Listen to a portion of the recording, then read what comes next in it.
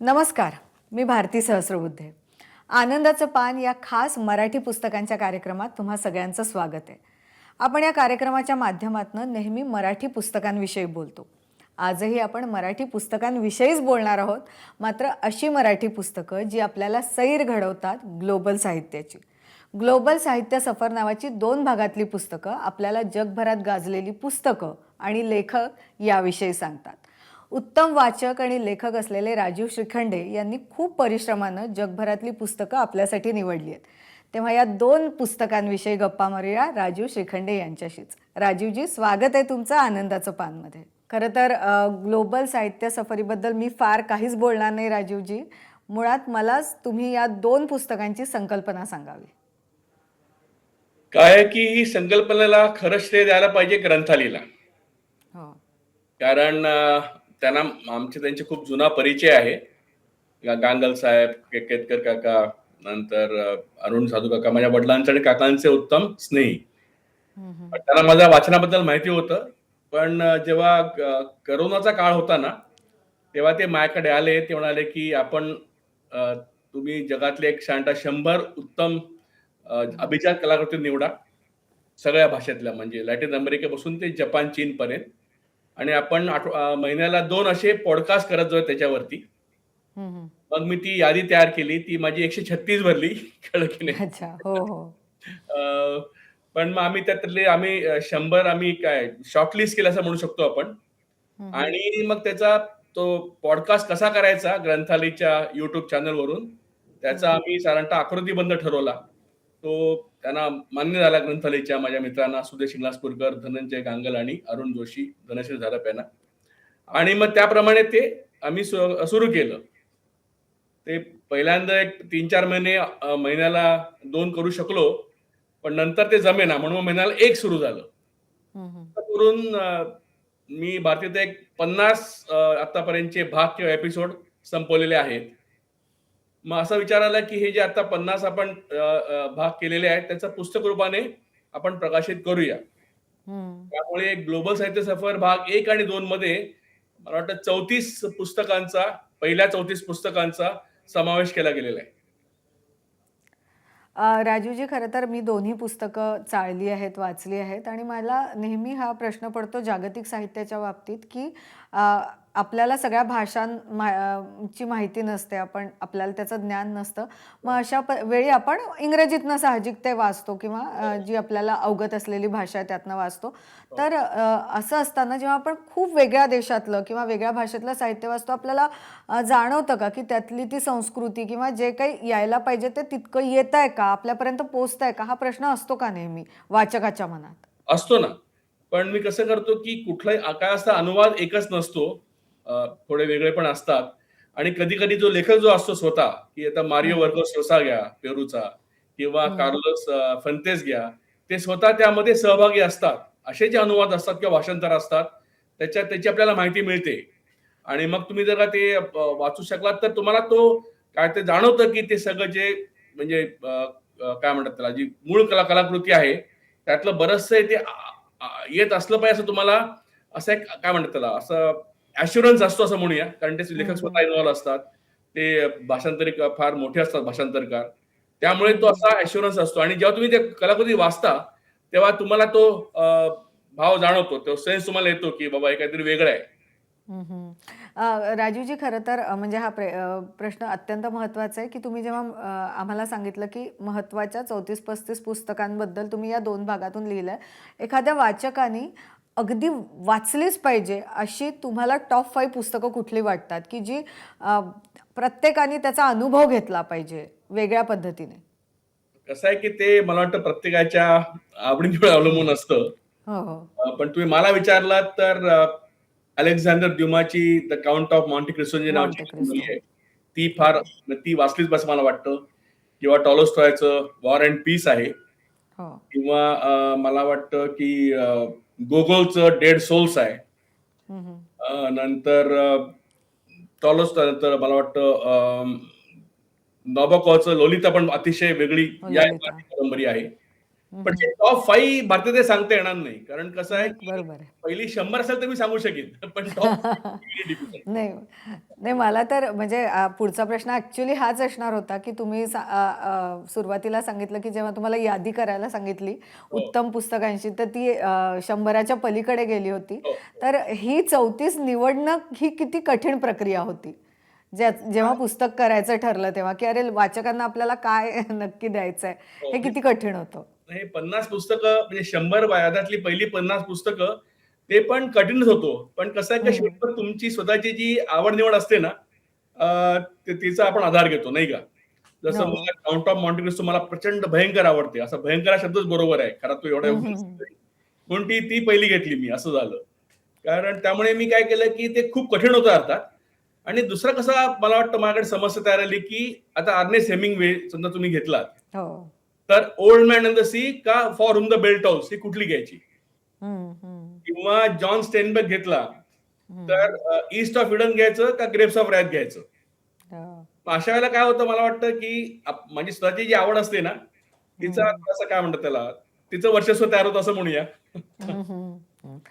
नाही खरंच म्हणजे आपण आता जागतिक दर्जाचे आणि केवळ इंग्रजी भाषेत नाही तर विविध भाषांमध्ये लिहिणाऱ्या लेखकांबद्दल बोलतोय. हो, तर कायम आपण साहित्याविषयी बोलतो की त्या तत्कालीन समाजाचा आरसा असतं ते वालं साहित्य.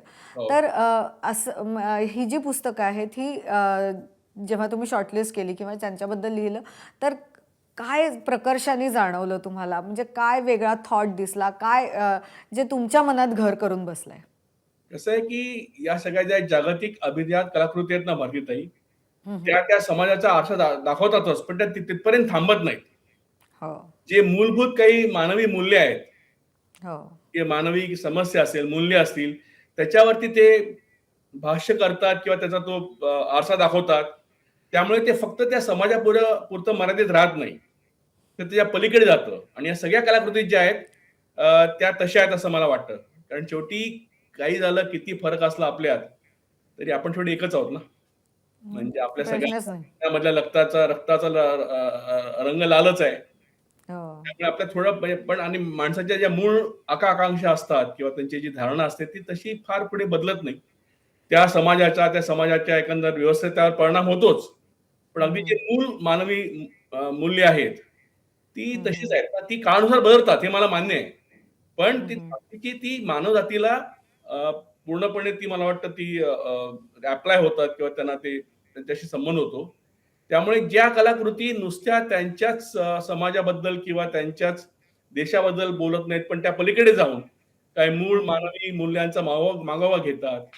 त्याचा शोध घ्यायचा प्रयत्न करतात. हं, हं. अशा सगळ्या कलाकृती आहेत म्हणून त्या फार मोठ्या आहेत असं माझं मत आहे. खरं तर आपण 34-35 ह्या आकड्याबद्दल बोलतोय. पण मला त्यातले की काही पुस्तकांचा आणि काही लेखकांचा तुम्ही आत्ता उल्लेखही केला आपल्या गप्पांदरम्यान. पण मला प्रेक्षकांसाठी म्हणून किंवा माझ्यासारख्या वाचकांसाठी म्हणून की अगदी वेगळ्या भाषेत लिहिणारे पण आपण वाचलेच पाहिजे अशी काही नावं जी तुम्ही कायम सांगता गप्पांमध्ये, ती पण आम्हाला जाणून घ्यायला आवडतील. बघा ना, मला वाटतं गोगोल हा हल्ली कोणी फार वास्तवाला माहित नाही भारतामध्ये, पण त्यांनी ज्याला रशियन आधुनिक साहित्याचा निर्माता म्हणतात, हं, हं. इतका तो मोठा लेखक आहे. हं, हं. Nikolai Gogol. त्याचं मला वाटतं इन्स्पेक्टर जनरल नाटक होतं ना, त्याचं पु. ल. देशपांडेंनी अंमलदार नावाचं बघा भाषांतर केलं हो, होतं, रूपांतर हो, केलं. हो. तर गोगोल फार मोठा लेखक आहे. स्टेंधाल जो फ्रेंच लेखक आहे, हं, हं. त्यांनी म्हणजे ज्याला आपण वास्तववाद म्हणतो, हो. तो वास्तववादाची त्यांनी सुरुवात केली जगात असं म्हणतात लोकं आणि ते खरंच आहे. कारण त्याचा काळ 1800 शतकातला आहे तो.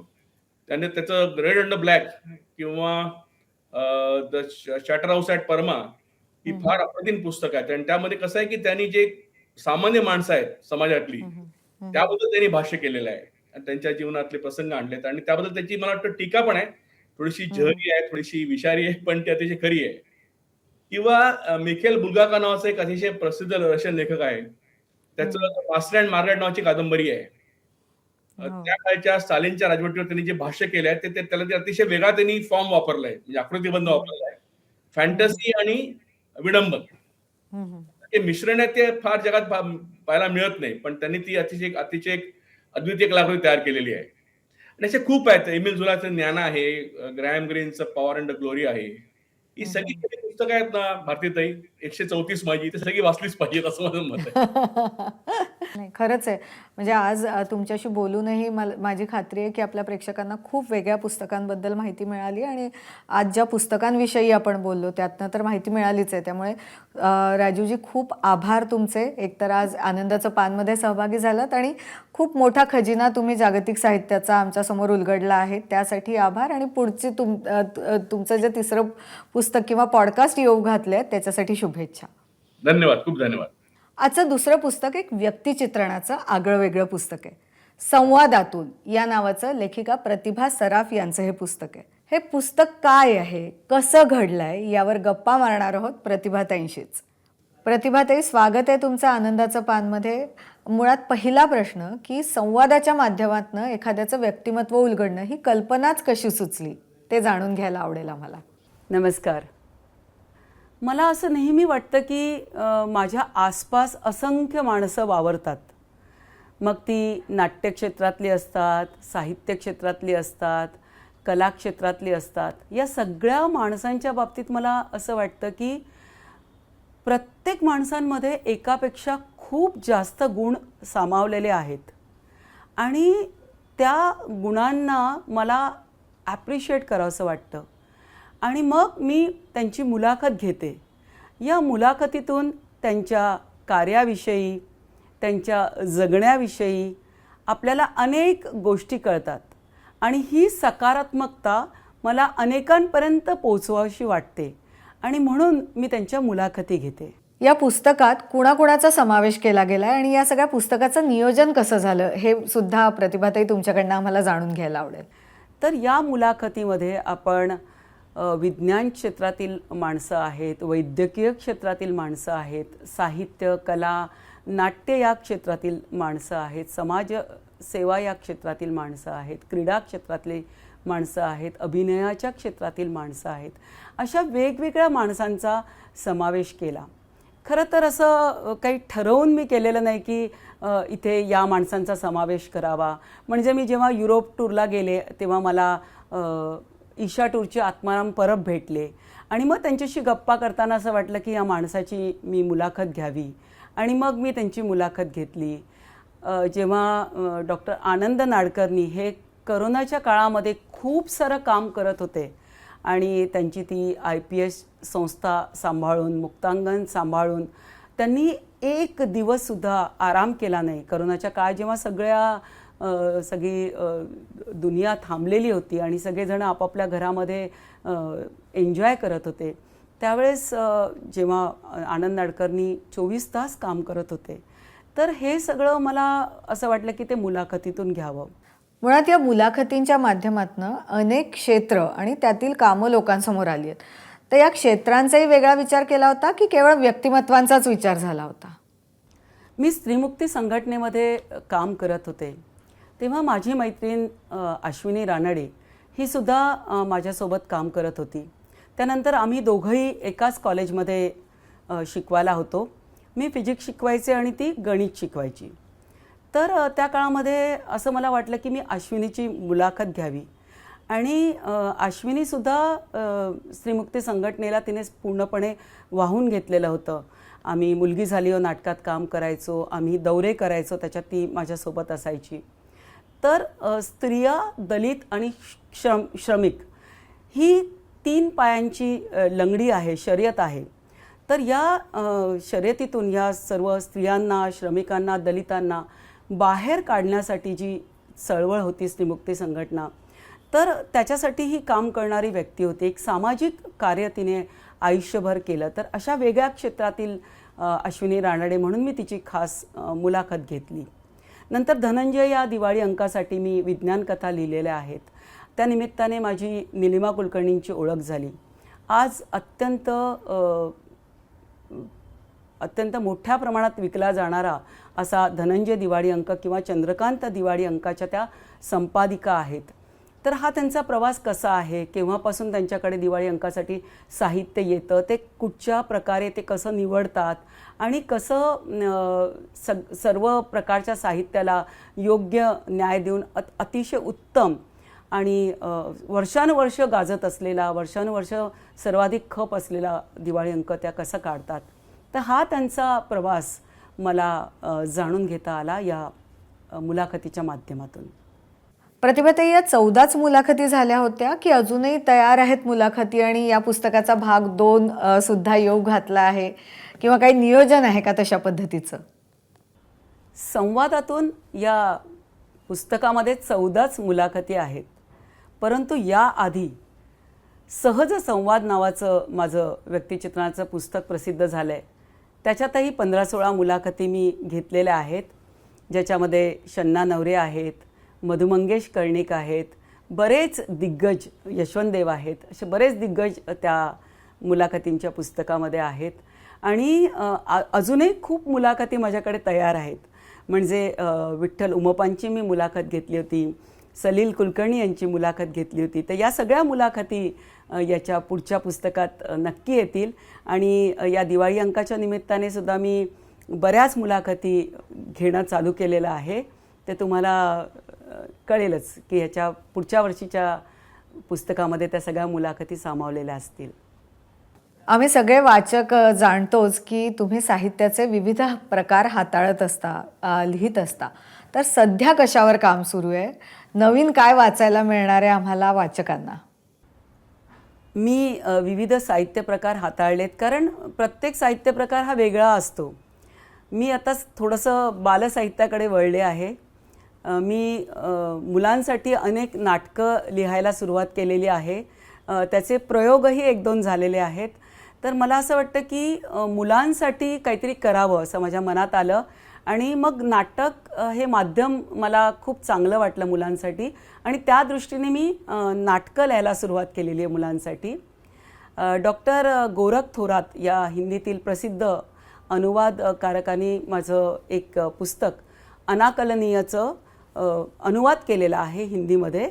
आणि दस्तखत की मोहर नावाचं पुस्तक 24 तारखेला त्याचं प्रकाशन आहे. तर अशा तऱ्हेने खूप वेगळ्या वेगळ्या प्रकारांमध्ये मला आणखी काम करायला आवडेल, आणि त्या दृष्टीने माझं काम चालू आहे. प्रतिभाताई, खूप खूप आभार. आज एका पुस्तकाविषयी आपल्या गप्पा झाल्यात. मात्र तुमच्या सगळ्या लिखाणासाठी आमच्याकडनं खूप शुभेच्छा. आज मला या कार्यक्रमात आपण सहभागी करून घेतलं याबद्दल ABP माझाचे खास मी आभार मानते. या निमित्ताने माझं पुस्तक सर्वदूर, महाराष्ट्रभर, भारतभर आणि देशाबाहेरसुद्धा लवकरात लवकर पोहोचेल असं मला वाटतं. आता वेळ झाली आहे या आठवड्यातली लक्षवेधी पुस्तकं कोणती ते जाणून घेण्याची. खरं तर या कार्यक्रमाच्या माध्यमातून बरेचदा असं बोलणं होतं आपलं की आमच्यापर्यंत विनोदी पुस्तकं कमी येतात. त्यामुळेच आजचं पहिलं पुस्तक विनोदी बाजाचं हास्य बत्तीशी हे संभाजीनगरचे डॉक्टर आनंद काळे यांचं पुस्तक आहे. व्हाईट फाल्कन पब्लिशिंगनं हे पुस्तक प्रकाशित केलं आहे. आजचं दुसरं पुस्तक आहे घोडमुंजे ही कादंबरी. ज्येष्ठ लेखक रवींद्र पांढरे यांनी ही लिहिली आहे. आणि शेती आहे, शिक्षण आहे, कष्ट करण्याची तयारी आहे, पण तरीही लग्न जमत नाही, हा या रोहन प्रकाशनाच्या कादंबरीचा विषय आहे. ज्येष्ठ पत्रकार आणि लेखक अरविंद गोखले यांचं खलिस्तानचे कारस्थान हे अत्यंत अभ्यासपूर्ण पुस्तक आहे, जे विश्वकर्मा प्रकाशनानं नुकतंच प्रकाशित केलं आहे. आणि याचं शेवटचं पुस्तक आहे भारतीय रिझर्व्ह बँकेचे पहिले गव्हर्नर CD देशमुख यांचं गाजलेलं आत्मकथन. ते तब्बल 50 वर्षानंतर पुन्हा वाचकांच्या भेटीला आलं आहे. त्याचं नाव आहे माझा जीवन प्रवाह. साधना प्रकाशनानं हे पुन्हा एकदा प्रकाशित केलं आहे. खरं तर अनेक पुस्तकं अशी असतात जी वेगवेगळ्या पिढ्यांनी वाचलीच पाहिजेत, आणि म्हणूनच तशाही पुस्तकांचा आम्ही आवर्जून समावेश करत असतो. पुन्हा पुढच्या आठवड्यात अशाच पद्धतीची वेगळी पुस्तकं घेऊन येऊच. तोवर वाचत रहा. धन्यवाद.